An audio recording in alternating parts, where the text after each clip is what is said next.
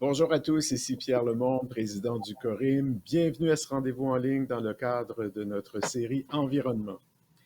Nous avons le plaisir d'avoir avec nous aujourd'hui le président de la Fondation Solar Impulse et instigateur de l'initiative 1000 solutions efficientes contre le réchauffement climatique, M. Bertrand Piccard. Nous avons également avec nous le président et chef de la direction d'Écotech Québec, M. Denis Leclerc. Alors, bonjour à vous deux. Vous allez bien? Bonjour. Bonjour, Pierre. Écoutez, merci d'avoir accepté notre invitation. Votre présence est vraiment appréciée. Ce midi, vous nous parlerez de solutions pour une économie plus verte. Il sera notamment question de l'importance de la rentabilité dans le développement durable et la protection de l'environnement. Il sera également question du rôle de la réglementation pour implanter des solutions écologiques. Alors, nous avons donc bien hâte de vous entendre sur ces sujets, vastes sujets s'il en est. Et sans plus tarder, cher Denis, je vous cède la parole. Merci beaucoup, Pierre, et bonjour à toutes et à tous. Alors, oui, nous avons de grandes chances ce midi d'accueillir Bertrand Piccard.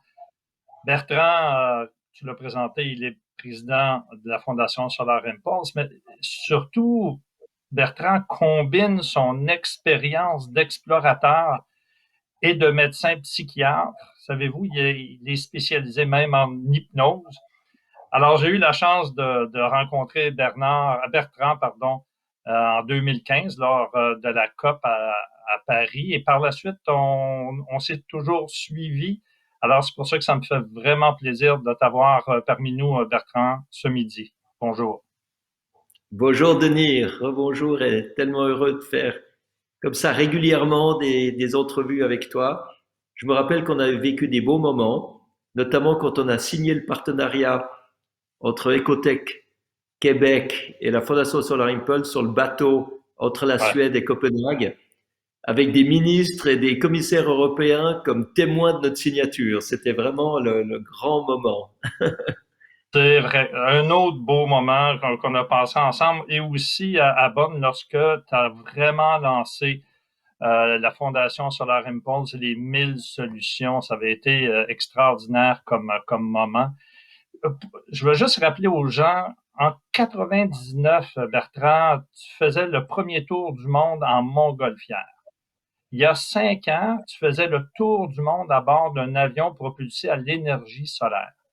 Puis aujourd'hui, ben, tu décolles pour faire le tour du monde pour promouvoir 1000 solutions, 1000 technologies propres. Nous, on appelle ça technologie propre ici au Québec et au Canada, afin de convertir les dirigeants politiques et industriels pour que ça change, pour que la relance soit plus verte et plus prospère.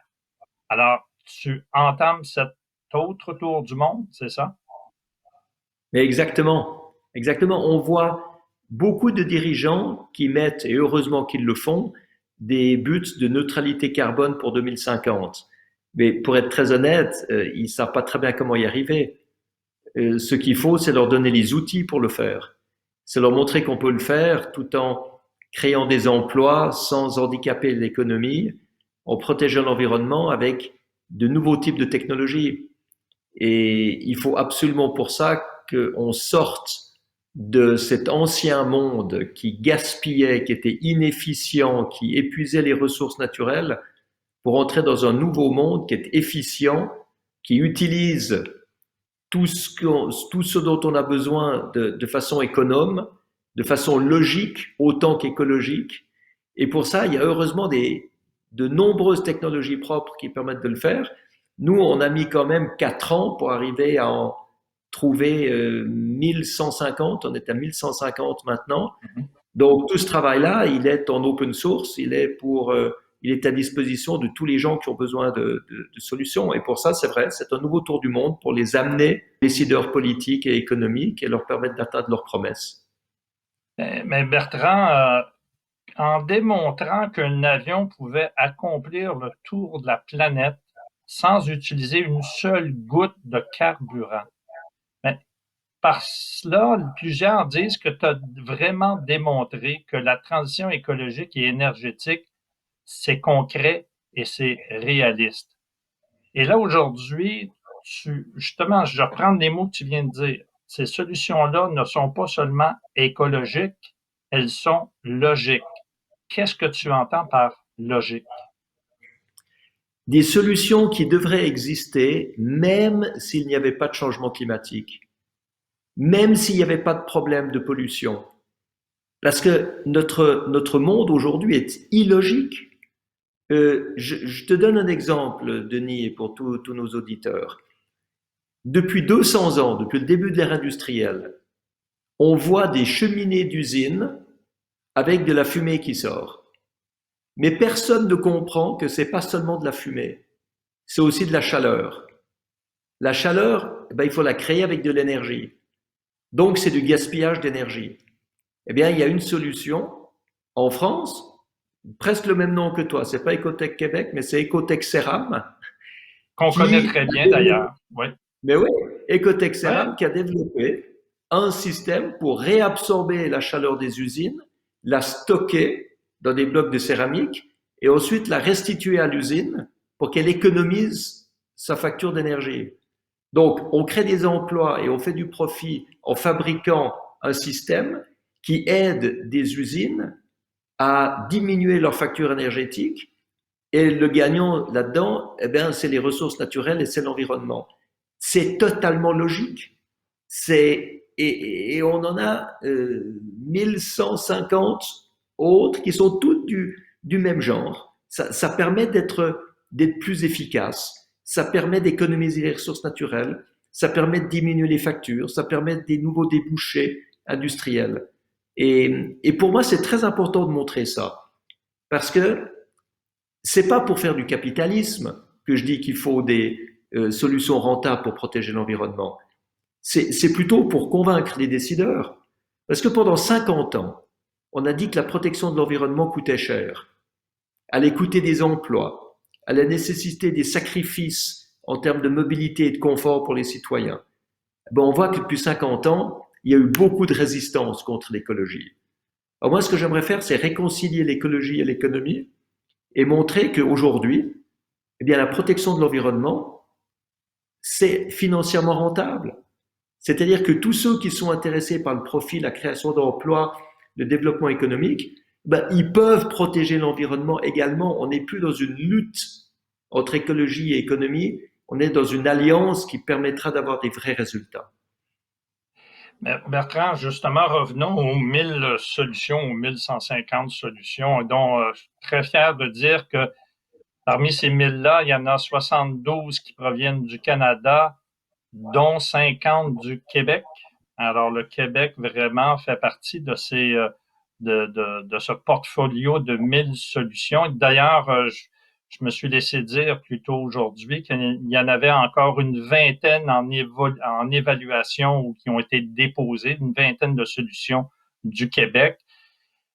Une caractéristique de ces solutions, c'est que, elles fonctionnent, comme tu le mentionnais, elles sont rentables, mais c'est possible de les répliquer et de les adapter partout. Ça, c'était un critère de sélection de ces 1000 solutions, Bertrand?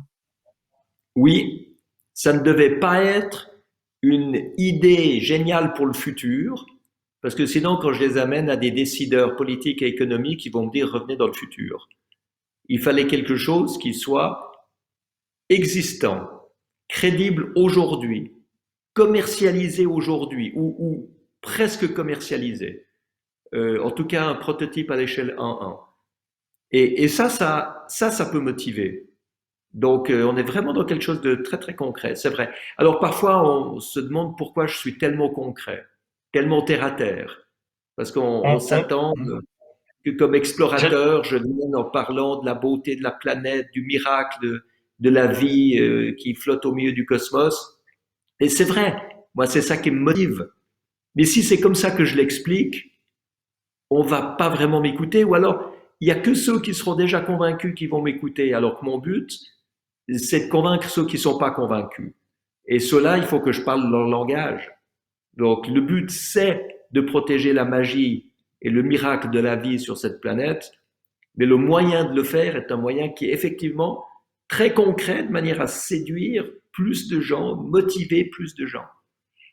Oui, mais Bertrand, si tu veux parler leur langage, il faut parler, si tu parles aux dirigeants d'entreprises ou même de pays, ils vont te parler de création d'emplois, de croissance, de PIB. Tu es en mesure de pouvoir utiliser leurs propres mots pour démontrer que les solutions efficientes sont justement logiques pour eux. Absolument, absolument. Et c'est pas nous, à la Fondation Solar Impulse ou toi à Ecotech Québec, qui expertisez les solutions. Ce sont des experts professionnels, indépendants. On en a un groupe entre 350 et 420 suivant les moments, suivant leur disponibilité. Et ce sont eux qui définissent si ces solutions sont crédibles, si elles sont rentables, si elles protègent l'environnement. Et c'est seulement à ce moment-là qu'on leur donne le label. Et le label Solar Impulse Efficient Solution, c'est le seul label au monde en ce moment qui certifie la rentabilité d'un produit qui est censé protéger l'environnement. Donc ça, c'est une manière de parler leur langage. C'est de leur dire, mais écoutez, on va vous aider à trouver des moyens d'être plus efficients, d'arrêter de gaspiller ce qui coûte si cher. Arrêtez de gaspiller de l'énergie, arrêtez de gaspiller de la nourriture, arrêtez de gaspiller des ressources naturelles, arrêtez de gaspiller des déchets. C'est quand même fou que les déchets, on ne sache pas quoi en faire alors que c'est une ressource. Les déchets, c'est ce qui va valoir le plus cher dans dans un futur assez proche. Parce qu'on pourra prendre des déchets pour en faire du cuir, du plastique, de l'énergie, d'autres objets. Et tout ça, je pense que c'est totalement compatible avec une augmentation du PIB. Et pourquoi? C'est parce que le PIB, aujourd'hui, est couplé à la quantité de production et de consommation. Et c'est ça qui pollue. C'est-à-dire qu'on croit que pour augmenter la richesse d'un pays, on doit produire plus et consommer plus. C'est faux parce que ça nous mène au désastre écologique. Ce qu'il faut maintenant, et on prouve qu'on peut le faire avec les 1150 solutions qu'on a identifiées dans le monde, on prouve qu'on peut coupler le PIB à l'efficience et non pas à la quantité de consommation. Donc on peut coupler le PIB à la baisse du gaspillage. Parce que toutes les nouvelles technologies vont permettre de remplacer ce qui pollue parce qu'ils protègent l'environnement, de remplacer ce qui gaspille parce qu'il est efficient. Et ça, c'est le marché industriel du siècle. C'est là que les industries vont pouvoir faire du bénéfice, c'est là que les startups vont pouvoir grandir, se développer, parce que le monde a besoin de leurs solutions et de leurs technologies. Bertrand, je t'entends et je me dis sûrement qu'il va y avoir des dirigeants politiques qui vont te répondre à ça. Oui, on est d'accord avec toi. D'ailleurs, on veut améliorer nos budgets de recherche et développement, la recherche, nos investissements en recherche privée, publique. D'ailleurs, au Québec, nous sommes présentement le Québec en consultation pour la nouvelle stratégie québécoise de la recherche et l'innovation. Mais est-ce que vraiment les investissements dans la recherche privée publique sont suffisants ou il y a d'autres choses qui pourraient fonctionner encore plus? Ce qui est encore plus efficient aujourd'hui que la recherche de nouvelles solutions, ce seraient des réglementations qui favorisent l'utilisation des solutions qu'on a déjà. Parce que, bien sûr que la recherche et l'innovation, c'est fondamental. Mais moi, ce que je remarque, c'est que le monde politique parle beaucoup d'innovation et de recherche parce que ça leur permet de ne rien faire aujourd'hui en disant, nous, on fait plein d'innovations, plein de recherches et vous verrez, on va trouver plein de choses plus tard. Puis tout le monde applaudit, mais ça veut dire qu'on fait rien aujourd'hui. Moi, je suis pas du tout pour ce wishful thinking. Moi, ce que je veux, c'est que dans les centaines et les centaines de solutions qui existent déjà, il y ait une modernisation de la réglementation qui corresponde à la modernisation de la technologie. Aujourd'hui, la réglementation est calquée sur les vieilles technologies polluantes. Donc, les normes environnementales, les standards, sont archaïques. On peut faire beaucoup mieux, mais on ne fait pas beaucoup mieux. Et alors, vous avez entrepreneurs, des grandes entreprises, des individus qui disent « moi, ce que je fais est légal. C'est totalement légal, c'est permis. Donc, pourquoi est-ce que je ferais autrement ?» Alors que si les gouvernements mettaient des standards environnementaux calqués sur ce que les technologies d'aujourd'hui peuvent permettre, eh bien, on aurait des limites beaucoup plus sévères en termes d'émissions de CO2, d'émissions de particules pour les voitures, d'isolation de bâtiments, d'efficience de chauffage, d'air conditionné, d'éclairage, de processus industriels. Et qu'est-ce que ça impliquerait? Eh bien, ça impliquerait une nécessité d'utiliser les nouvelles technologies.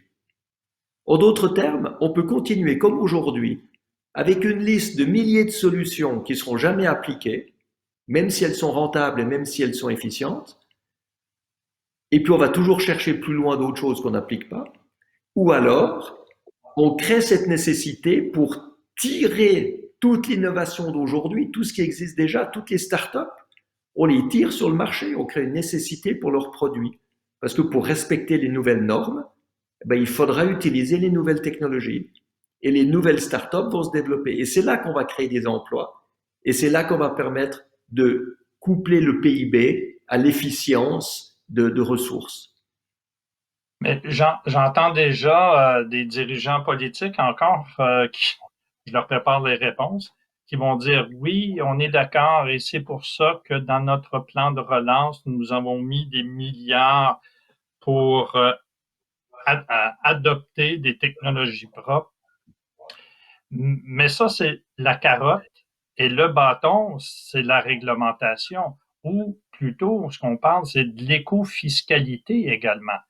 Comment on peut inciter davantage ces changements-là? C'est par l'éco-fiscalité. Et ce qu'on entend, pas seulement ici, mais aussi à l'étranger, c'est que les gouvernements vont être frileux de mettre des contraintes supplémentaires, surtout post-pandémie, parce que les entreprises ont eu beaucoup de difficultés au cours des 14 derniers mois. Alors, comment on va pouvoir conjuguer le tout de cette reprise ou une relance avec des contraintes supplémentaires pour qu'il y ait une meilleure adaptation des façons de faire, des façons d'opérer? Ce ne sont pas des contraintes supplémentaires, c'est une modernisation d'un cadre légal, ce qui est très différent. Parce que moderniser un cadre légal, c'est aussi autoriser des tas de nouvelles choses qui aujourd'hui sont interdites. Aujourd'hui, par exemple, on n'a pas le droit de brancher sa voiture électrique sur le réseau de son quartier pour utiliser l'énergie qui reste dans la batterie au moment des pics de consommation où tout le monde allume son four, sa télévision, ses lampes et son chauffage en même temps. Donc, on voit qu'il faut vraiment dissiper un malentendu. Il y a des réglementations partout. Il y en a pour l'environnement, il y en a pour l'hygiène, pour la santé, pour l'éducation, pour la défense, pour la sécurité, pour les impôts, pour la circulation routière. Il y a de la réglementation partout. Mais ce qu'il faut, c'est que cette réglementation soit modernisée. Aujourd'hui, on dit qu'on doit croiser dans certains pays à droite ou dans d'autres pays à gauche, mais c'est précisé. Eh bien, autrefois, au tout début de la circulation routière, il n'y avait pas une réglementation qui disait de quel côté croiser. Et il y a des gens qui roulaient à gauche, il y en a d'autres qui roulaient à droite, ils s'évitaient au dernier moment, et quand il y a eu trop de véhicules, on a mis des règles. Ça a permis de vivre en société. Il y a des règles pour les relations avec les voisins. Il y a des règles pour comment on se déplace. Il y a des règles partout. Mais la seule chose, c'est que toutes les règles ont été modernisées. Aujourd'hui, c'est plus forcément marqué dans la réglementation qu'il est interdit de faire des duels au sabre. Parce que les gens, ils n'ont plus de sabre. Donc, ça a évolué. Mais on est toujours dans les réglementations environnementales dans le passé. On a toujours le droit de faire 100% de particules toxiques émises par les véhicules thermiques, alors qu'il y a des systèmes qui permettent d'en faire beaucoup moins. On a toujours le droit de consommer 20 litres d'essence au 100 km dans un véhicule, alors qu'on pourrait très bien faire avec 3 litres. Tout ça, c'est des choses qui tuent l'innovation. Ça tue l'évolution.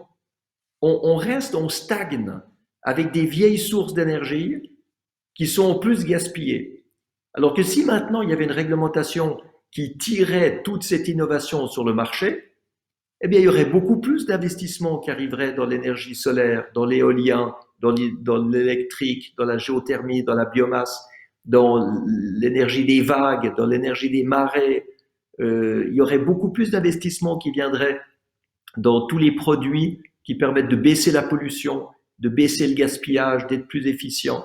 Et c'est ça qui manque, et c'est ça qu'il faut que le monde politique comprenne, c'est que pour stimuler maintenant le monde post-Covid à récupérer, eh bien, c'est pas en mettant de l'argent dans les moteurs thermiques des SUV qu'on va pouvoir avoir une industrie d'avenir, parce que les SUV et leurs gros moteurs polluants seront interdits dans les villes dans 5 ou 10 ans. Donc c'est de l'argent gaspillé. Ce qu'il faut maintenant, c'est mettre l'argent dans des industries d'avenir, dans la mobilité propre, dans l'hydrogène, dans l'efficience, rénovation des bâtiments, nouveaux types de chauffage, nouveaux processus industriels, énergie renouvelable, etc. Et là, on aura une relance post-Covid, une relance économique majeure, parce qu'on ouvre des nouveaux débouchés, l'économie circulaire, le recyclage de déchets, tout ça, c'est des opportunités industrielles.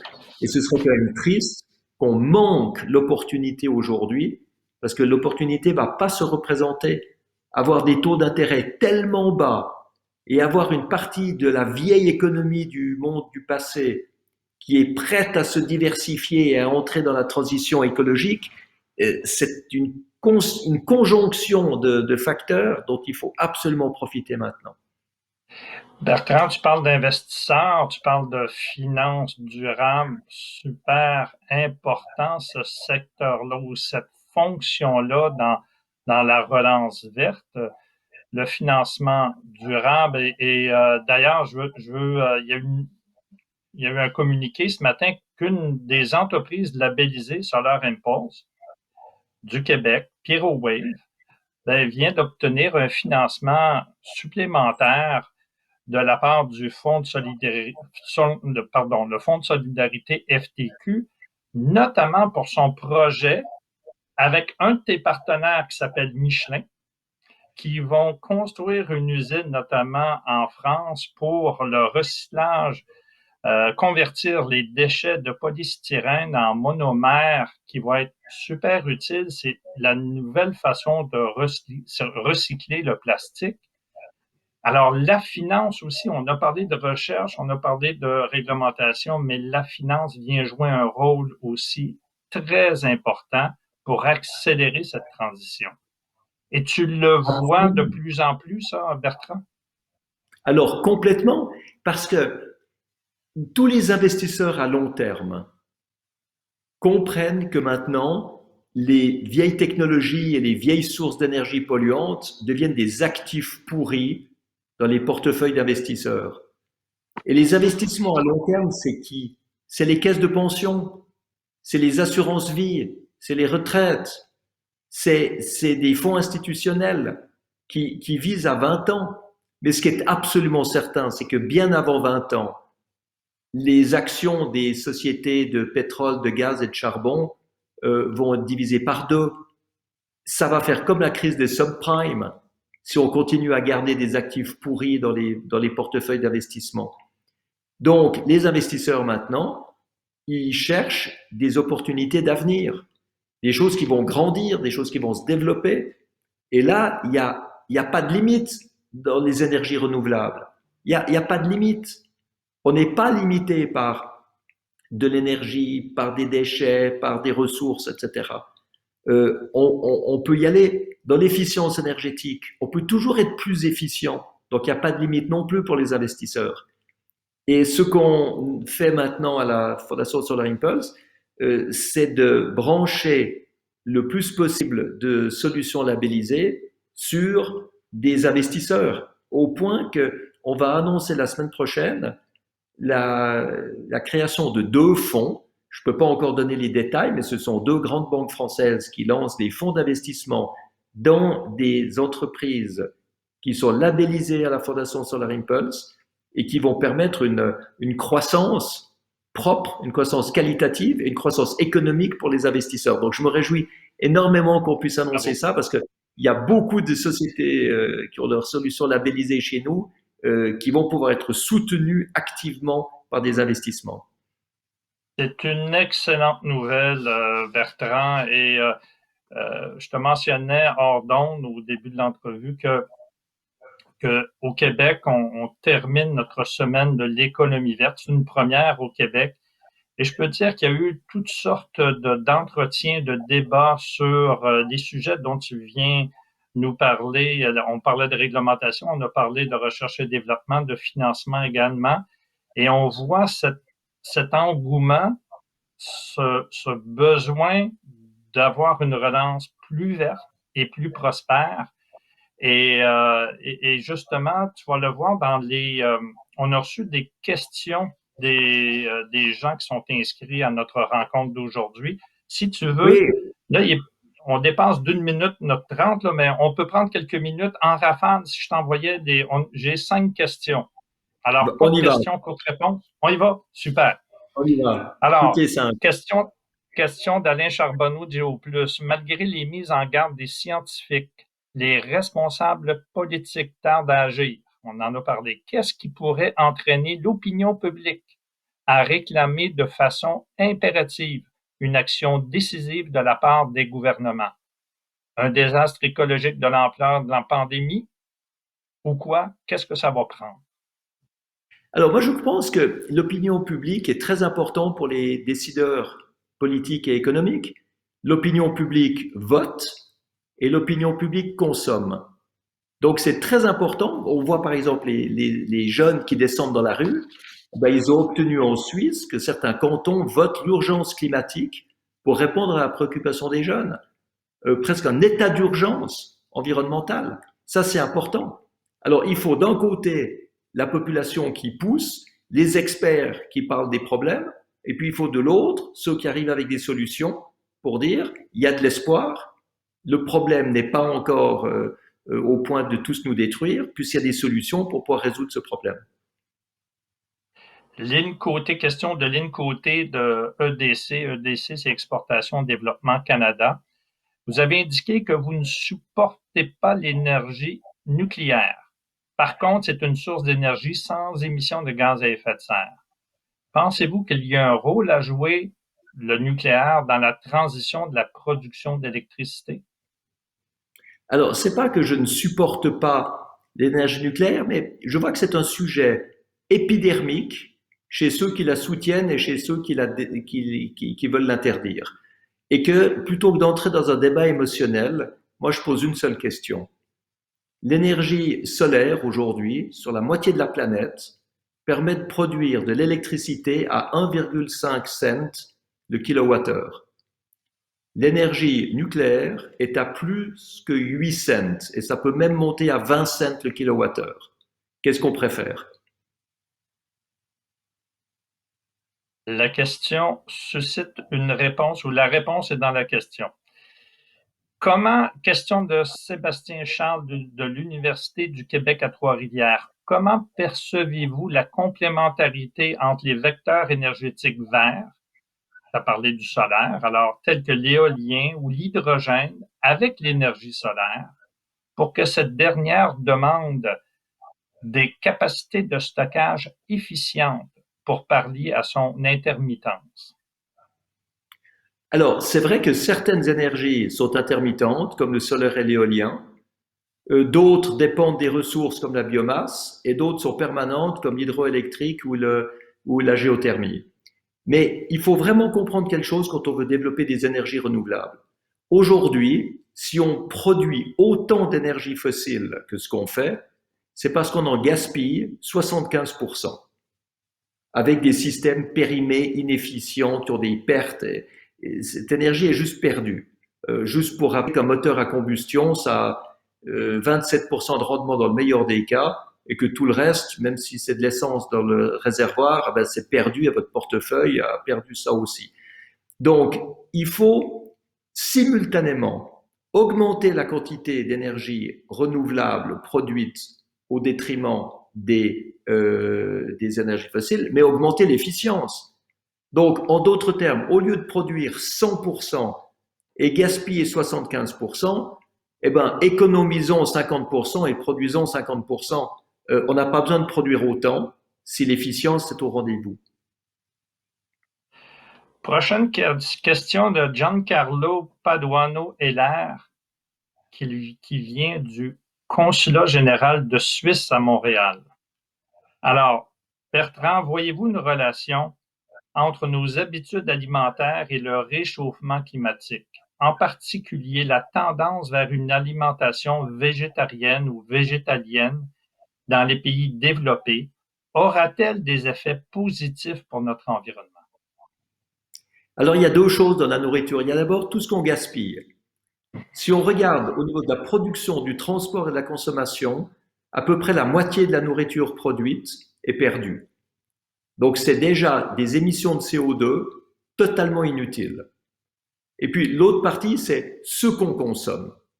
Et c'est clair qu'on consomme trop de produits à haute charge de carbone et de CO2.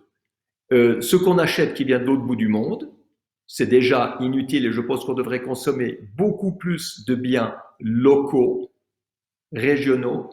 Et puis, ce qui a une charge carbone énorme, c'est effectivement la viande. On doit consommer moins de viande. On doit en fait revenir dans le sens de la mesure. Pourquoi est-ce qu'on mangerait tous les jours de la viande? Est-ce qu'il ne vaut pas mieux manger un peu moins de viande, mais de la viande de meilleure qualité, avec des animaux qui ont été mieux traités et avec une charge carbone beaucoup plus basse?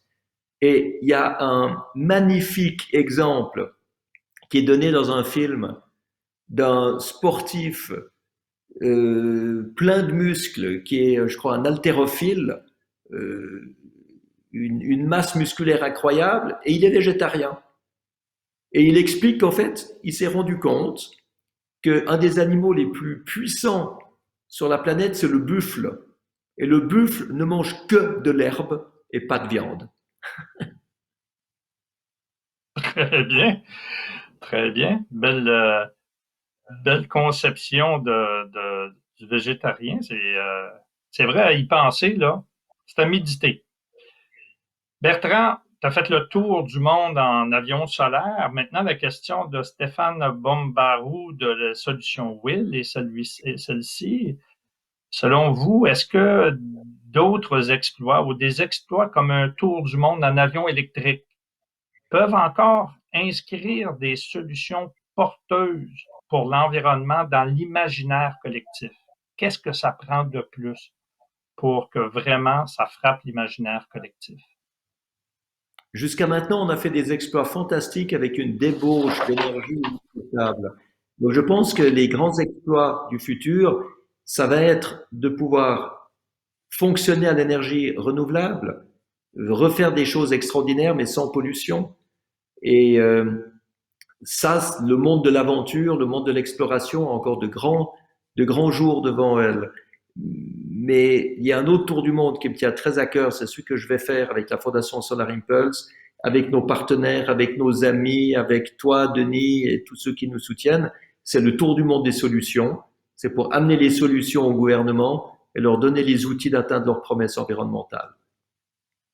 On sera là avec toi, Bertrand, c'est certain. Puis j'imagine que tu seras également à la COP26.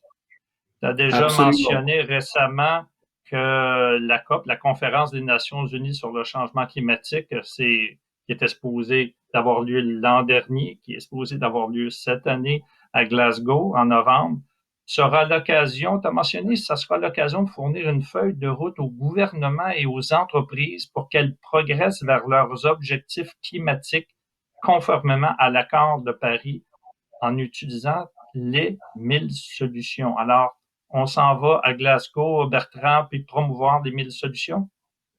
Absolument. On se voit là-bas, on va offrir en fait au gouvernement écossais le bénéfice de l'utilisation de toutes les solutions labellisées sur leur territoire. Qu'est-ce qu'ils obtiennent?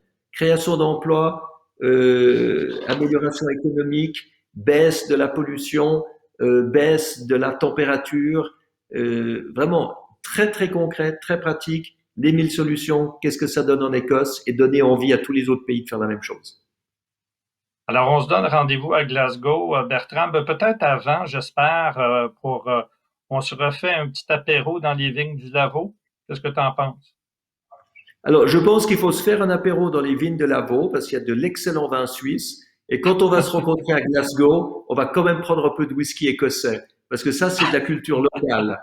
C'est pas quelque chose qui voyage partout. Bertrand Picard, merci beaucoup pour cet entretien. Ça a été vraiment rafraîchissant de discuter, d'échanger avec toi et au plaisir de se revoir sous peu. Et ça conclut la semaine de l'économie verte du Québec. Et au nom du Corim, merci à toutes et à tous d'avoir été à ce rendez-vous en ligne et à très bientôt. Au revoir, mon ami Denis. Au revoir à tous et à toutes. À bientôt. À bientôt. Salut.